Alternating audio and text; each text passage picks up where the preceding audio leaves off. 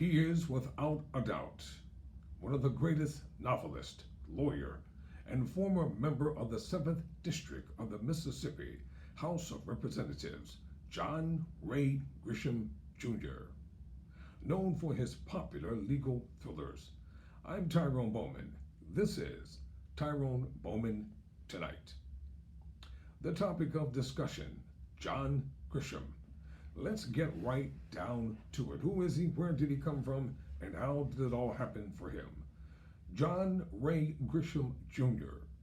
was born on the 8th of February 1955 in Jonesboro, Arkansas.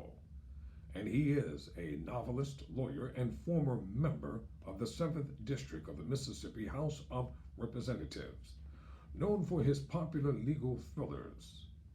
According to the American Academy of Achievement, Grisham has written 28 consecutive #1 fiction bestsellers, and his books have sold 300 million copies worldwide.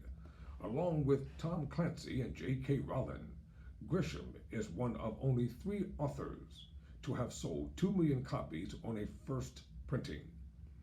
Grisham graduated from Mississippi State University and earned a Juris Doctor from the University of Mississippi School of Law. In 1981, he practiced criminal law for about a decade and served in the Mississippi House of Representatives from 1983 to 1990. Grisham's first novel, A Time to Kill, was published in June 1988, 4 years after he began writing it. Grisham's first bestseller, The Firm, sold more than 7 million copies.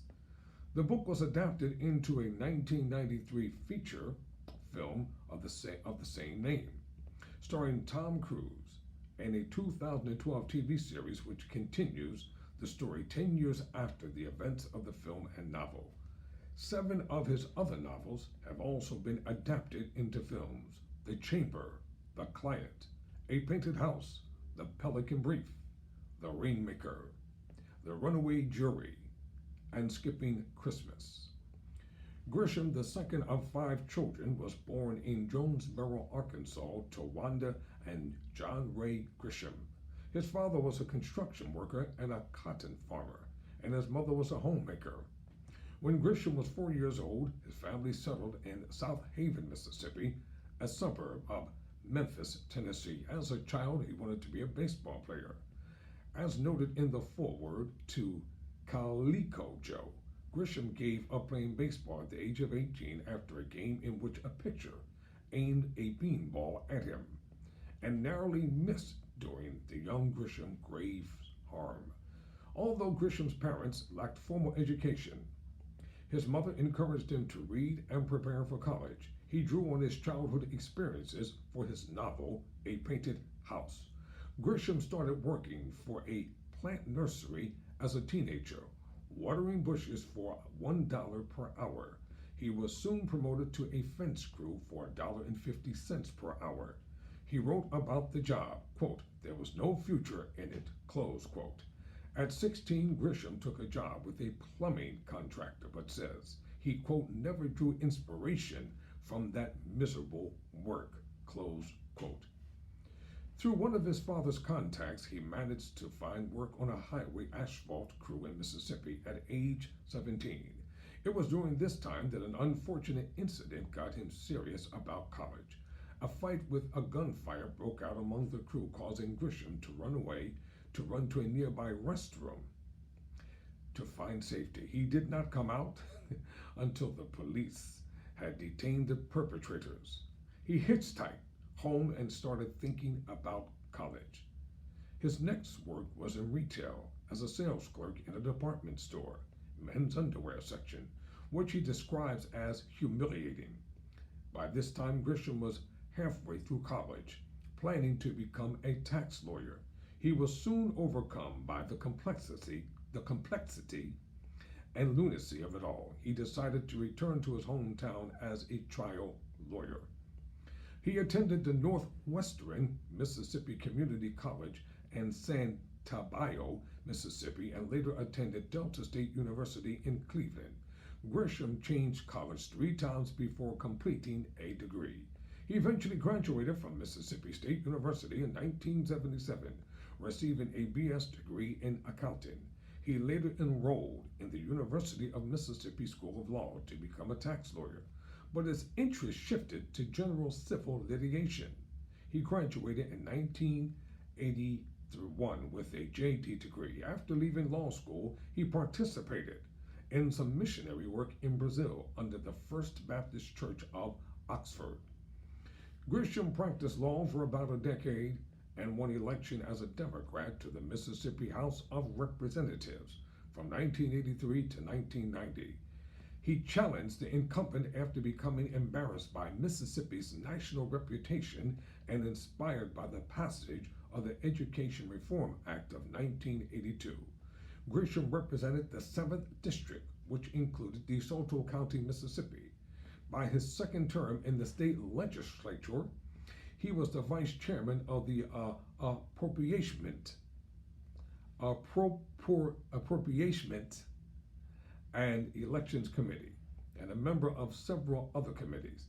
He supported Representative Ed Percy's unsuccessful bid for the House speakership in 1987.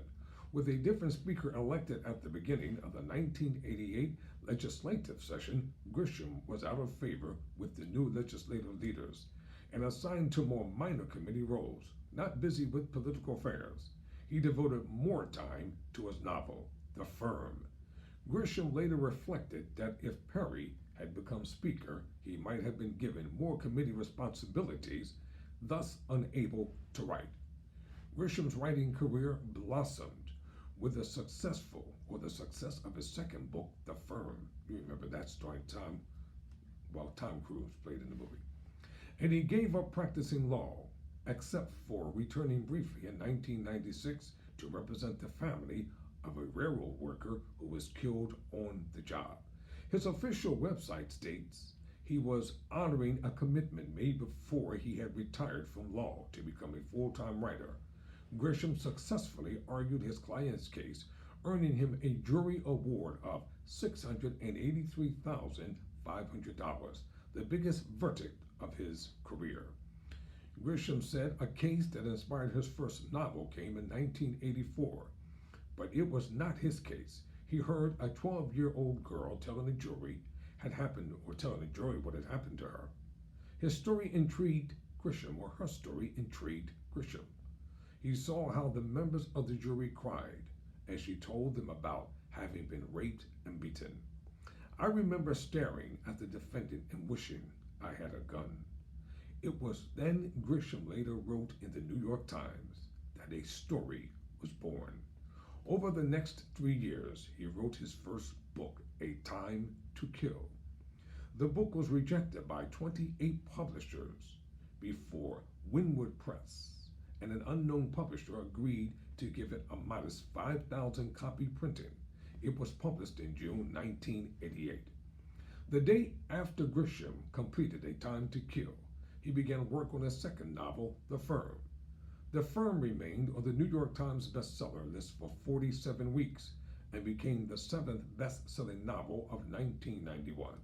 This would begin a streak of having one of the top 10 selling novels of the year for nearly the next 2 decades. In 1992 and 1993, he had the second best-selling book of the year with The Pelican Brief and The Client. And from 1994 to 2000, he had the #1 best-selling book every year. In 2001, Grisham did not have the best-selling book of the year, but he did have both the second and third books on the list with Skipping Christmas and A Painted House. In 1992, The Firm was made into a film starring Tom Cruise and was released in June 1993, grossing $270 million. A filmed version of The Pelican Brief starring Julia Roberts and Denzel Washington was released later that year and grossed $195 million. Following this success, Regency Enterprise paid Grisham $2.25 million for the rights to The Client, which was released in 1994 starring Susan Sarandon and Tommy Lee Jones. And then Universal Pictures paid him the highest amount ever for an unpublished novel, paying $3.75 million for the rights to The Chamber.